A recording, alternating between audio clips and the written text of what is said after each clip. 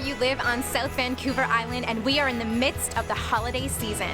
Now, I know when I think about December, all I think about is amazing food. So along with a little music and some film, we are going to be eating our way through the episode. So Chris, have you ever had a potato latke before? I can honestly say no, I have not had potato latke before. What does it sound like to you when you hear the word latke? Not much of anything. I don't know anything about them.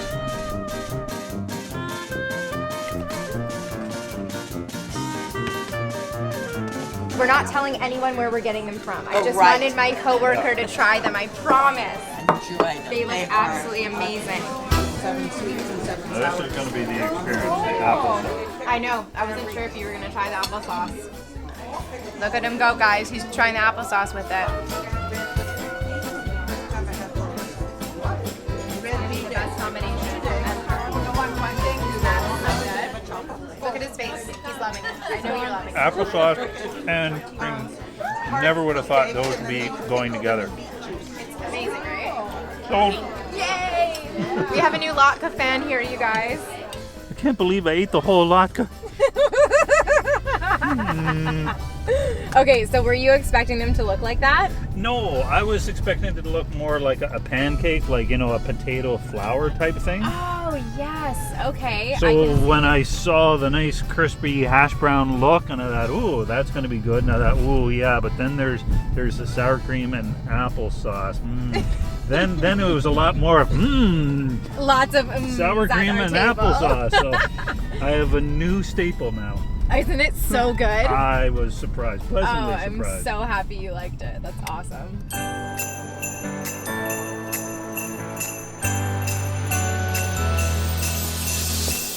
Our first stop on the show is to Scarlett's house, where we're helping her make a beautiful Spanish holiday meal. And the best part is we're going to share it with some lovely community members at Abbeyfield St. Peter's. Bienvenidos! This is Scarlett's Cocina. I'm Scarlett and this is my kitchen. Today we're gonna make a lovely holiday meal for seniors, and we're gonna cook a turkey with Peruvian spices, Argentinian empanadas, Paraguayan salad, Colombian buns, and Mexican flan.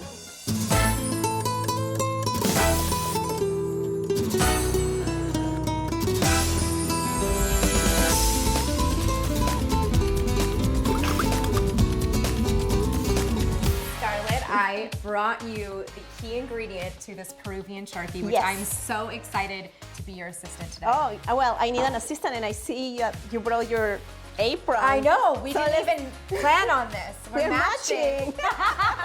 So let's get started. So Peruvians, we always marinated with some champagne, and you brought the espumante, so that goes more Spanish than ever. I'm in the right place. So here I have some Peruvian spice that is called ajipanca. We're gonna do the stuffing, stuff the turkey, and it will actually be inside the turkey while we bake it. Can you pour that thing for me? And inside as well. It's sizzling. Can you guys hear that? And a little bit inside. Ooh, a little inside. Once the champagne is gonna work as a vinegar and break through the fats of the turkey and marinate the meat. One of the most loved items that come from India and we love so much are cumin. A little bit of pepper, paprika, of course, salt. Oh, yes. This is a big bird, you guys. So you hear that sound? It's like searing all the flavors and letting the champagne go inside the fats. It keeps them moist inside. It smells amazing. Yes. I love it. Just waiting for stuffing.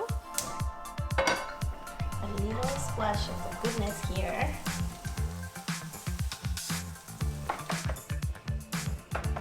So this is so interesting because traditionally I've always had stuffing that has some type of like gluten or bread or that kind of thing in it. So this is a really good option too for those that can't have any bread products, That's right? That's right. And it's so flavorful. Oh, the smell Yes, is it smells fabulous. like once it's cooking, you see this steam that is coming out? Yes. That steam will come in and just put more flavor from the inside of the turkey. Amazing. So we've got flavor encompassing Outside 360. and inside, that's right.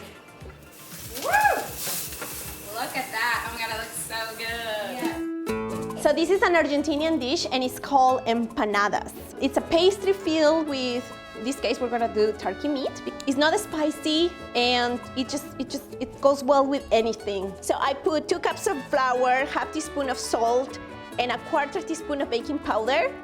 And I press the bottom a couple times. After that, I put half cup of butter cubed, plus 6 tablespoons of butter, all cubed. We're gonna pulse it. And then once it looks like an oatmeal, we're gonna put half a cup of water in it. Really cold water. So it's really important to not melt this butter. That's exactly what I'm saying. You just form a ball. Yes. And flatten it up to make a disc, and this is gonna go to the fridge. As the dough rests in the fridge, we now need to make our empanada filling. Oh, I'm already crying. I am already crying. Oh my God. What are you This is what I do when I'm crying, you guys. It's a trick. I don't know if it works or not. You chop it inside the water? Yes, so that way you don't cry. Oh, that's a good idea. And another way is to just go fast. Now, Scarlett, you're doing the filling. Yes, it's just a little bit of olive oil, the garlic that you freshly mashed, and the lovely onions that made us cry. They made me so cry. all our feelings are here. This is how you cook with love, I suppose. There you right? go, there you go. And usually, you know, in our countries, our grandmas are here, the moms, the aunts, everybody's helping. So I'm so glad that you're here to help me, girlfriend. We season the fresh onion and garlic with salt, pepper, and cumin, and then add in our ground turkey. These gorgeous little eggs are quail's eggs and can be found at most grocery stores. But trust me, it's a tedious task having to peel them. These look so good. Oh, so fresh. Scarlett now preps the pastry dough in circles to add our filling and shape them into half moons. Then a simple egg wash is the last step before they are baked in the oven.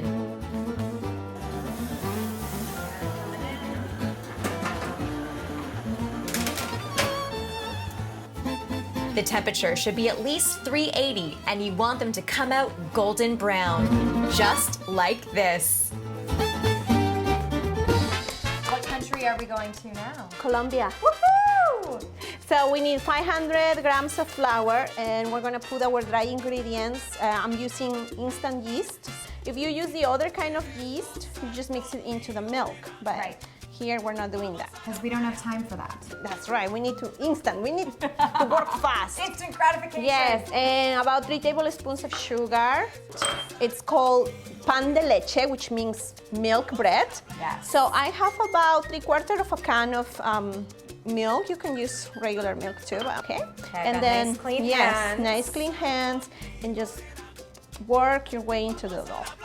Yes! Oh my great. Yes! Oh, Scarlett, you are a genius. Standing on a step stool made this 20-minute job much easier, as you need to keep kneading the dough until it is smooth and round.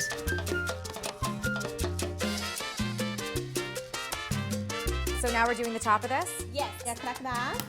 And we need 1 egg and about 1 tablespoon of milk. Okay. Just like the empanadas, brush on the egg wash just before they hit the oven. These Colombian buns need 22 minutes at 350 degrees. Ensalada de arroz. Arroz is the rice, and ensalada means salad. So we're having an ensalada de arroz, and this comes from the beautiful country of Paraguay. The Paraguayan salad starts with 2 cups of rice cooked with fresh garlic and a splash of olive oil. Now grab 2 carrots, peel them, chop them into cubes, and then they are steamed. A half cup of steamed peas are added along with 2 diced green apples, a cup of hard-boiled quail eggs, 6 tablespoons of mayo, fresh squeezed key limes, and a little salt and pepper. So I know if you people are watching this and you're from these countries, and you're like, that's not how it's done.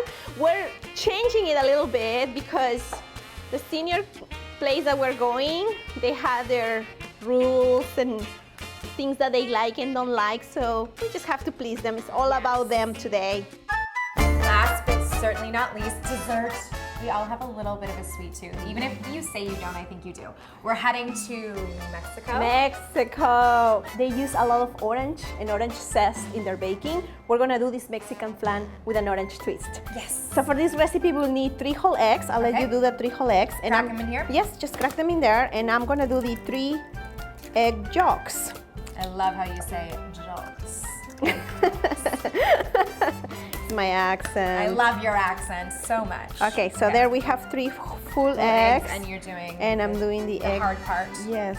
So as I am on the zesting duty, Scarlett is prepping her caramel for the topping of the flan with 1 cup of sugar. Perfect. So here's gonna go the caramel.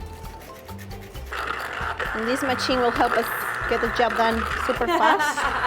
Because we're in a rush, like most people are on the holidays. That's right. The guests are coming. In this case, we're going to the Yes, guests. we're going to the guests, you're right. So it's a little different scenario. We're gonna Yes. be running with the turkey. That's right. So the thing with flan is that we don't want to beat it at a high speed because bubbles will get inside. So when we turn it around, we don't want the whole thing to collapse because there are bubbles. Yes. So we're gonna smoothly and gently mix the ingredients. You got it. In a fresh bowl, we add 2 cups of evaporated milk, 1/4 cup freshly squeezed orange juice, and now 1 can of condensed milk. Next, you lightly beat the eggs and then add it into your milk and orange juice combo. Now strain your mixture and then check on your caramel. So my caramel is done, perfect color as you can see, like lovely, lovely, lovely. This is the dangerous part. You don't want to get burned with this caramel because it's like a 3rd degree Oh, right wow. away, right?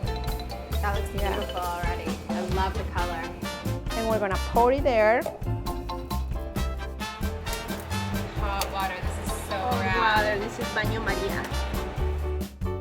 All right, look at this, Emily. Our dessert just came out, and it looks amazing. I cannot wait. So yeah, so are we- we're gonna turn it around when more of the seniors. Okay, we're gonna save it, so we better get going. We better get going. Let's go. Let's go.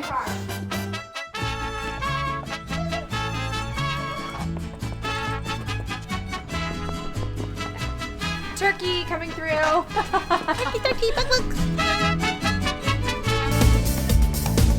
I'm excited today because it's like a nice introduction to some of the Spanish flavors from all over. From all over. 'Cause, yeah, I don't think I've had anything that's from Paraguay.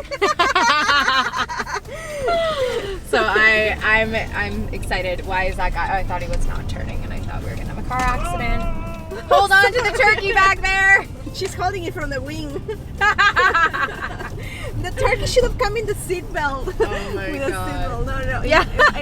In the car seat from my kid's car seat. Oh, yay! We've made it. After cooking in Colwood, we made it all the way to Abbeyfield, just across the street from Reynolds High School. We're all in one piece, I hope. Oh, they decorated. I know, it's so cute. Yay, we're here! As we unload all of our food, it's now my turn to make a Spanish specialty, sangria. For this mild version, we use dry but full-bodied red wine, ginger ale, orange juice, and lemonade concentrate, and of course, fresh fruit.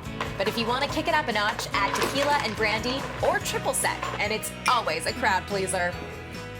We are happy to report the turkey made the 30-minute drive. Scarlett removed the stuffing and then she got hard to work carving the 35-pounder.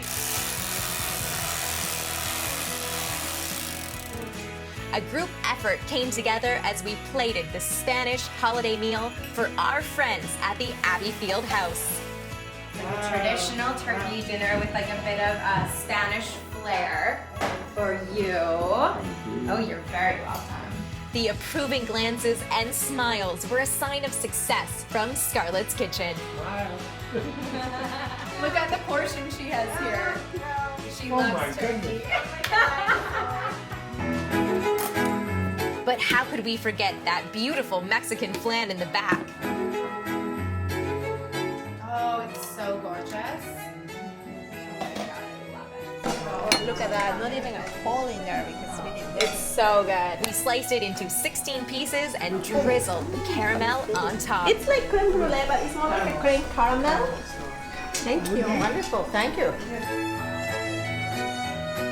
I have to have that. Wait, the recipe for which one?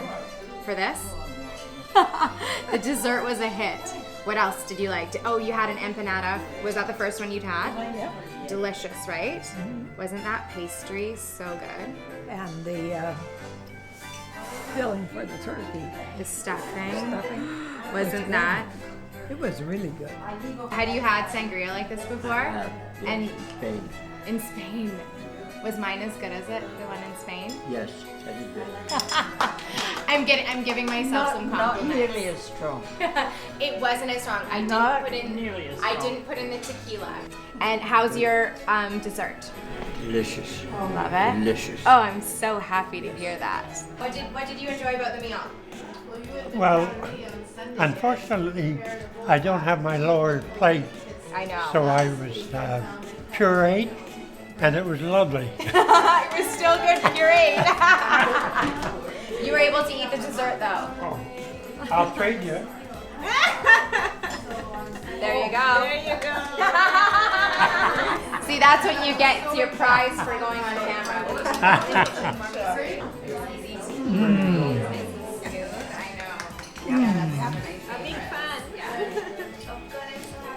Wonderful. Can we actually give a little toast to Scarlett because she was the one that cooked for us tonight. Thank you. And yes, thank you so much, Scarlett. You're welcome. The sangria was great too. For all the recipes you saw on today's show from Scarlett's Spanish holiday meal, please send me an email at the address listed below. I feel very Italian when I use this for some reason. I feel like yelling, Nonna! A huge thank you to Scarlett for teaching us some tips in the kitchen and the folks at Abbeyfield who were so warm and welcoming to share that holiday meal with us. Now we are heading over to the Red Barn at Maddox Farm, where we're meeting up with two of our Access producers, Amy and Taz Matamba, and they're bringing some holiday cheer from their garden and their guitars.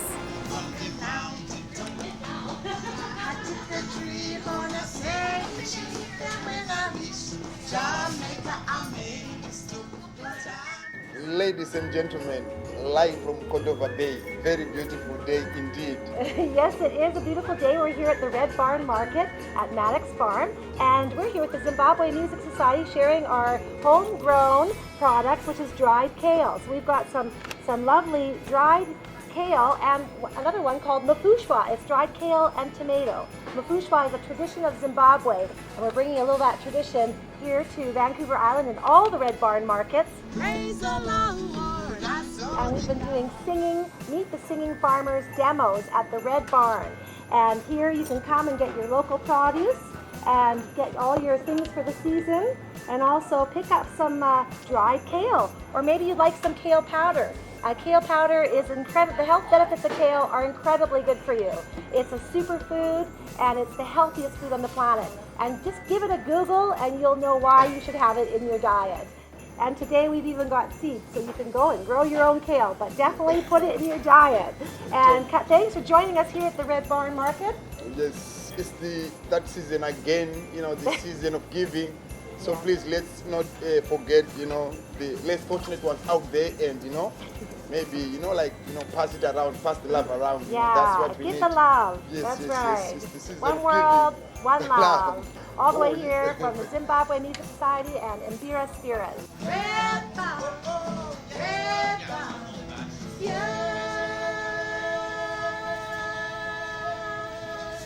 Ow, ow! Check out the Red Barn.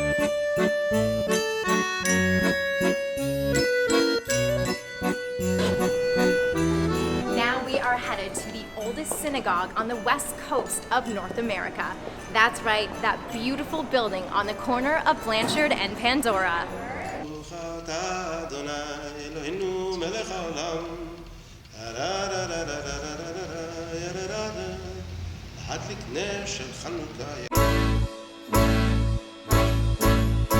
Yeah, Hanukkah. Hanukkah. Yeah. Hanukkah. But it's it's Hanukkah. Hanukkah. Yeah, not bad. Hanukkah. So Hanukkah really is about religious freedom. right? It's about the Jews in the land of Judea in probably 156 before the Common Era. So we're talking, 2,200 years ago or so, being oppressed by the Hellenists and not being able to practice the religion as they saw themselves wanting to do. So many religions and cultures have stuff right now because it's so dark and getting cold. You kind of need that sense of having a festival and a place of celebration. So, as far as the story is about the miracle of oil, of light. So it's just another story that brings forth light. It's interesting because when you think about light, the first thing that God creates is light. But God doesn't create the sun or the moon in the story of Genesis until many days later. So we're talking, I think, more about an inner light. We're talking about a light of enlightenment, a light of understanding, a light of connection. I think that's the light that we're really symbolizing through the Hanukkah menorah. And I think for the Hanukkah menorah, for me, it's really, I think, a lot about the light of freedom. And Hanukkah really is kind of a nighttime activity, right? Because you light the Hanukkah menorah at night. Yes. And people gather, and it's just a time for families to come together and have some joy.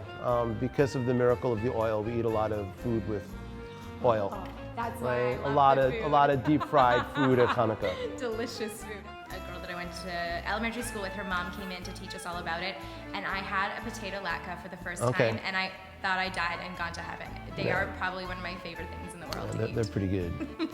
What other foods do you find you celebrate? So there's a kind of a donut called the sufganiya, which is basically a jelly-filled donut, which are also really good. And in Jews from North Africa, from Morocco, Tunisia, Algeria, they've got a really great food called svinj, which is also like the fried, any fried dough, right, with powdered sugar on it's going to be great. Of course. So those are the basic Hanukkah kind of foods. Awesome. For us, it's basically the family coming together. There's a lot of parties. Yes. A lot of parties, a lot of eating, and a lot of playing. I like the last night best because you light up all the candles, right? And I like, and you have your candles by the window, and there's something really beautiful about having numbers of people at your house, everyone bringing their Hanukkah menorah, and having that much light in the window is really pretty. Voila. It's beautiful. All right. Happy Hanukkah. Last but certainly not least, we got to follow around a group of filmmakers as they participated in Cinevik's Film Festivus. These guys had only 72 hours to create a short film, all in the name of Seinfeld. Who is your favorite character on Seinfeld? Seinfeld, of course. Who else? Honestly, George, because sadly he's the most relatable. Seinfeld gotta be Elaine. I know, Gotta right? be. Yeah. I'm gonna go with Kramer. The hair and the wacky personality. Yeah, and the physical comedy. Yes, which you have, might I add. Kramer, I suppose. I always want to dance like Elaine, I have one more of these, I'm going to be dancing like Elaine, so yeah, it has to be Elaine. Jason Alexander's character. I can't remember his name right George! now. Yes. That's awesome, because I actually forgot that was his real name, so thank you. You made me remember that. Now that I know the behind the scenes, Larry David's influence is all over the show. I know. It's a toss-up between George and Kramer. I mean, George is such a Larry David character that I kind of gravitate towards him. Oh, Elaine. Oh my God. There's a team called Elaine Dancing. I'm in love with this team. I don't know what they've made, but the Elaine Dancing. And that's my favorite thing to do at weddings is to try to dance as bad as you can. I think that's awesome. It's hard to say, because if you go back to each of the episodes, I don't know. I'd say probably Kramer's probably one of my favorites, though. I'd go with him. I need to ask Trent the same thing. Do you have a... George. I couldn't even get my microphone there fast enough. George, in a heartbeat. No question. No question. Because there's an episode where he's eating he grabs an eclair out of the garbage bin, and it was only half eaten. And I'm sitting here and I'm when I watch it, I go, yeah, I could see myself doing something like that. So, oh yeah, George, in a heartbeat. And for you? Frank Costanza. Oh, I like Newman a lot. The postman. Yes! How could we forget about Newman? Elaine, all the way. Dancing. Oh my. Elaine. You're the first guy that said that. Now rewind to 72 hours ago. We first met the film team of Peek at the Pied Piper Productions on a brisk evening at Cinevik in downtown Victoria. Filmmakers Trent Peake and Piper Gordon were here for the second annual, third ever Film Festivus prop reveal. All the teams participating in the event were about to find out what exactly they needed to add into their script, as this prop is a major factor when the judges watch them on premiere night. How do you think people felt about that tinsel wig? I was expecting people to maybe laugh or something, but I got crickets. It was kind of painful. The next morning, we met up with the rest of the crew and see where they stand with the script for the film.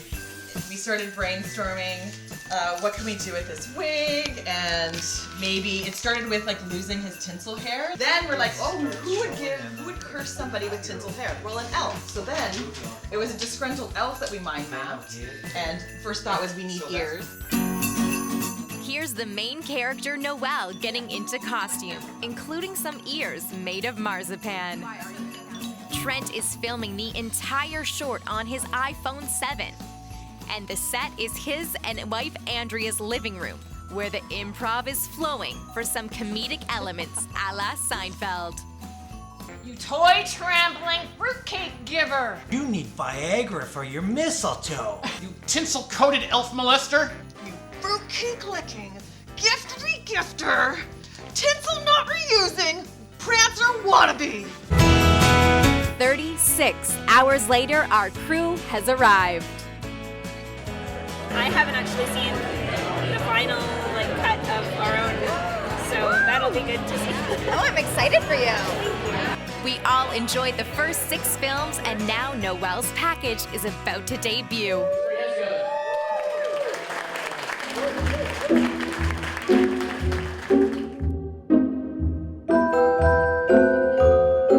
A donation has been made in my name to the Human Fund. It was met with lots of laughter and cheer.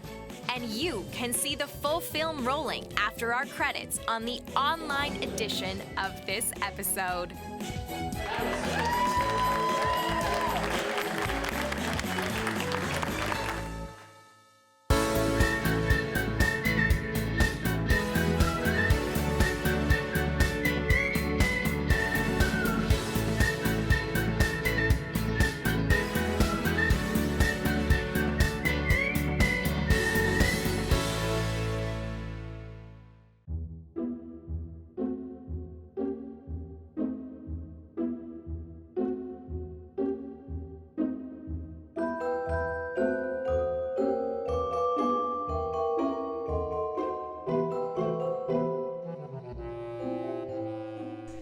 Thank God we finished those TPS reports, or I wouldn't be able to get really drunk. Is it time for the gift exchange yet?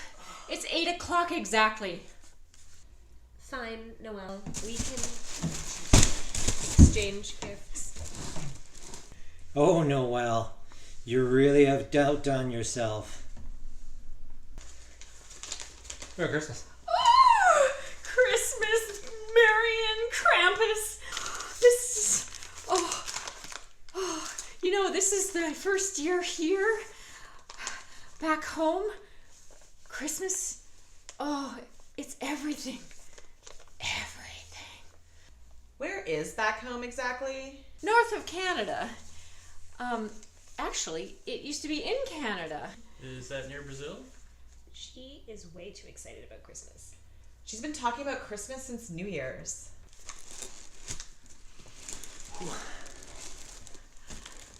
Oh, look at that. My favorite beer. I've always wanted Hideki socks. Dodger Stadium tickets, front row. How did you get these? You have outdone yourself. Wow. Oh, this is my only gift this year. What the bells?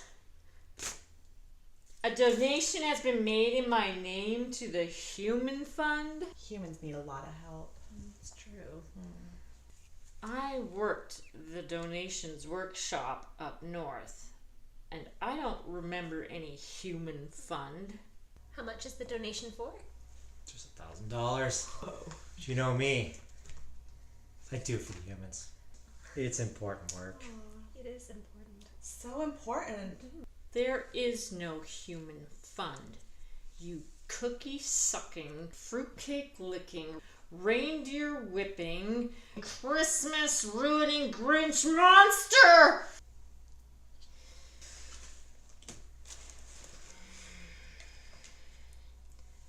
Jingle jangle me don't. Tinsel me do. A surprise package for you know who.